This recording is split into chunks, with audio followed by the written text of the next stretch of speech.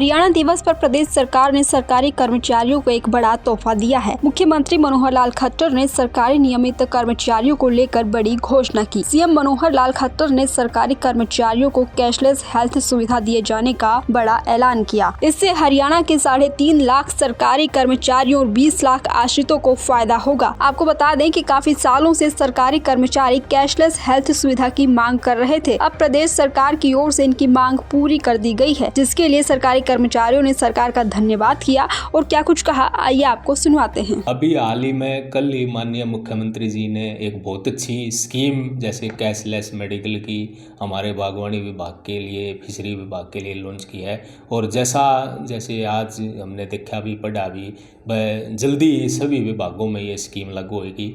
इसमें माननीय मुख्यमंत्री का मैं बहुत बड़ा आभारी हूँ और विभाग की तरफ से भी हम शुक्रगुजार करेंगे। बहुत अच्छी स्कीम है ये एम्प्लॉइज़ के लिए, कर्मचारियों के लिए, क्योंकि इसमें सबसे बड़ी दिक्कत क्या होती थी कर्मचारी को, वैसे तो चलो ट्रीटमेंट तो सरकार के निर्देशों से होता था अब भी, लेकिन उसके बाद की जो फॉर्मेलिटी थी वो बहुत लंबी थी। उसमें बिलें इकट्ठे करो, बिल के बाद फिर डिपार्टमेंटों में लेके आओ। और जैसे एज ए डीडीओ यदि मैं बात करूं, जैसे मेरे जो एम्प्लॉइज़ हैं उनके जो मेरे पास बिल आते थे, तो मेरे लिए सबसे बड़ी समस्या ये रहती थी उनको वेरीफाई कहाँ कराएं, कैसे कराएं। तो उस वेरिफिकेशन का एक बहुत बड़ा एक क्वेश्चन मार्क रहता था। उसमें कोई लोकल स्तर पे कराता था, कभी निदेशालय भेजते थे, तो वो दाएं बाएं जैसे ऐसे कागज़ घूमते रहते थे और इसमें जो पेमेंट थी वो ड्राल होने में काफ़ी समय लगता था। और अब ये कैशलेस जैसे कार्ड सुविधा ही मिल जाएगी सभी को, और जिससे जितने भी हमारे अधिकृत जो हॉस्पिटल हैं हरियाणा सरकार की तरफ से, उन सब में कर्मचारियों को, जितने भी अधिकारी कर्मचारी हों, उनको सबको फ़ायदा होगा इससे। तो बहुत अच्छी स्कीम है ये सरकार की। आगे भी विभाग सरकार को ऐसे कर्मचारियों के बारे में ऐसी स्कीमें थोड़ी सी लानी चाहिए। इसके लिए सभी कर्मचारी हमारे विभाग के सरकार का, माननीय मुख्यमंत्री जी का बहुत बड़ा धन्यवाद करते हैं, आभार प्रकट करते हैं। धन्यवाद। और मैं सरकार का बहुत बहुत धन्यवाद करता हूं। इन्होंने जो कैशलेस सुविधा सबसे पहले हॉर्टिकल्चर डिपार्टमेंट में हम कर्मचारियों के लिए शुरू की है, इसका बहुत आभारी हूं मैं सरकार का। इससे पहले हमें अपने बच्चों का, अपने आश्रितों का और ख़ुद का इलाज कराने के लिए बहुत सा खर्चा होता था। जेब से पैसे लगाने पड़ते थे, बिल इकट्ठे करो, उसके बाद सैंक्शन लो, फिर बिल निकालो।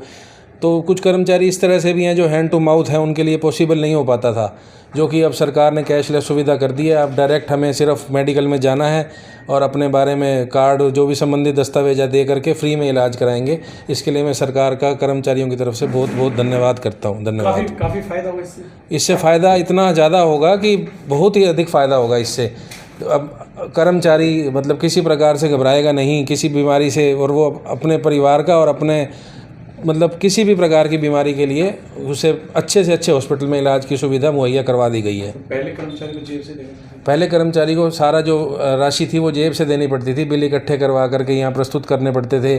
कुछ पावर्स डिस्ट्रिक्ट लेवल पे थी, उससे ऊपर की पावर के लिए चंडीगढ़ बिल जाते थे, जो कि अब सरकार ने एम्पैनल्ड हॉस्पिटल के अंदर बहुत सी बीमारियों को कवर किया है और इससे बहुत ज़्यादा लाभ होगा। जो कि सरकार द्वारा, मुख्यमंत्री हमारे श्री मनोहर लाल खट्टर द्वारा जो घोषणा की गई है कैशलेस मेडिकल फैसिलिटी की, वो काफ़ी अच्छी है।